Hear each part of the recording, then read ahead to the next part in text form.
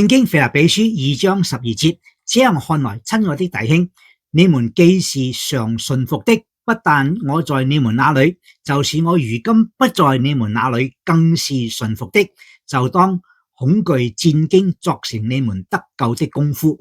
原來我哋嘅順服唔係因為有人喺度監督住我哋就順服。冇人睇住我哋嘅時候，我哋就唔順服。唔係，每個人我哋嘅順服係我哋自己同神之間嘅嗰個關係，幫助我哋常常嘅順服，倚靠主，行喺佢喜悅當中。呢度話恐懼戰兢作成你們得救嘅功夫，唔係話要靠行為嚟到換取救恩。呢度嘅意思係話要靠藉着順服，將你嘅救恩活出嚟。